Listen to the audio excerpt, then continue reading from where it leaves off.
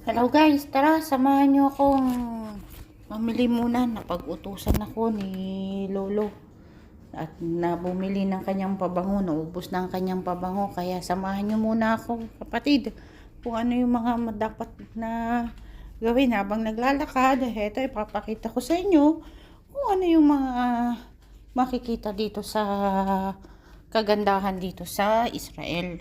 Ito mga guys, may mga nagtatrabaho dito sa amin.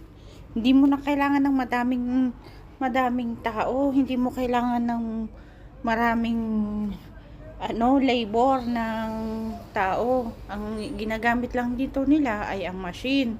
Kaya napakabilis ng kanilang productive. Hindi mo kailangan mag-invest ng manpower kaagad. Tingnan mo, ang gumagawa ng mga kalsada nila dito ay ang mga malalaking machine. Tapos ano lang, okay na sa kanila yung 4 na tao, nagtitingin ng kanilang mga tubo, kaya mahirap. Oo, hindi masyadong bagyuhin ang Israel, pero pag may winter din kasi rito, may panahon din talaga ng tag-ulan.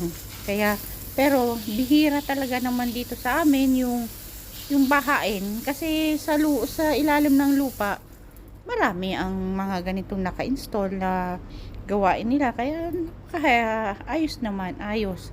Kaya dito nakakalakad-lakad, hanap-hanap ng mga magagandang gawin, mag-aasikaso. Ito, may nakita akong si ating kabayan habang naglalakad papunta rin ng mamalengke. Ganito lang ang buhay namin dito guys, mag-aasikaso ng mga dapat asikasuhin. Exciting, peacefully, pero hindi mo rin masasabi na madali. Marami din ang kahirapan, sa totoo lang mga kapatid. Masakit na rin talaga ang likod ko. Marami na rin akong mga nararamdaman pag talagang umidad ka na ng 40, alam na this. Pero tuloy pa rin ang laban, hindi ka susuko. Kaya tuloy-tuloy pa rin habang nandito sa bansang pinagpala, sa hindi nakakasili madaling magpunta rito guys. Kaya ang hirap talagang umuwi, kasi pag umuwi ka wala nang balikan. Kung kahit na may mga hindi ka na pwedeng bumalik sa at hindi na rin kasi masyadong nagpapadala ng kapwa natin mga Pilipino dito sa Israel. At sana pagdating ng araw magawa ng paraan, magkaroon na rin sana ng mga Pilipinong papunta rito, kasi maganda rin ang oportunidad na binibigay ng Israel sa mga Pilipino. Guys, alam natin na tayong mga Pilipino, pag nagtrabaho may puso tayo. Pag tayo ay nagtrabaho, talagang diskarte kasama ang puso, at matidiskarte at masisipag. Kaya gustong gusto ng mga Israel ang mga Pilipino, kasi bukod sa mapagkakatiwalaan, masipag, mapagmahal, at malinis, at talaga namang maraming pasensya. Kaya sana magbukas na rin talaga ang mga makita na ng mga gobyerno sa Pilipinas at Israel, na pagbuksan na nila yung mga oportunidad ng mga ibang Pilipino. Oo, maraming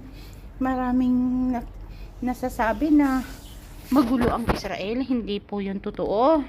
Sa aking experience, sa aking pananaw, mas tahimik pa nga dito kumpara sa atin, sa bansa natin. Marami pa rin talagang gulo sa atin. Yung kalagayan naman nila dito, giyera, hindi mo rin masasabi na talagang hindi naman talaga. Yan, nandito na tayo sa pinagbilihan natin. Yung pula, ibig sabihin maraming sale, pero walang pera eh. Hindi ako makabili para sa akin, para kay Lola lang yung bibilihin ko talaga dito guys, kasi naubos na talaga yung ginagamit ilang pabango. Yung kay Lola, yung Angel, napakamahal, nasa 600, dapat 700. Alam mo ba kung magkano na yun sa Pilipinas? Wow. Ito rin kay Lolo, sale na rin.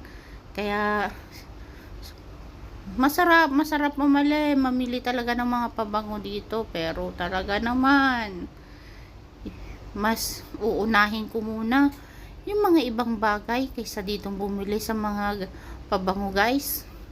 Kasi mas may importanteng mahalaga pa sa na project ang isang Rowena Sullivan ang makauwi at magkaroon ng kasiyahan at yung kawalhatian.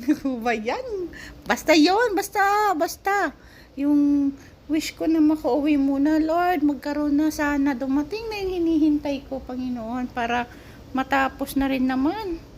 Ayan, pagkatapos kong mamili sa pabango, nagpunta na rin ako dito, guys, ma'am.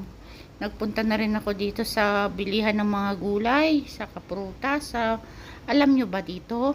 Napakasarap mamili, lalo na pag hindi mo iniisip kung magkano ang presyo kasi hindi ikaw nagbabayad. Kaya kukuha ako kung ano yung kailangan namin sa bahay. Kung sa Pilipinas, bago ka kukuha, tingin presyo. Dito, hindi ako natingin ng presyo. Bahala na si Lola. Basta iswipe ko na lang. Basta sa tamang yung mga kailangan ko, wag kang sosobra. Kung ano yung mga kailangan bilhin. Kasi dito, guys, isang magandang pagtitipid yung isang beses ka lang mamili. Hindi ka pwedeng araw-araw mamimili para iwas din sa mga tukso. Alam naman natin, pag tayo ay nasa tindahan, kahit na hindi mo kailangan at nagustuhan mo yan, bili dito, bili doon. Kaya hirap makaipon.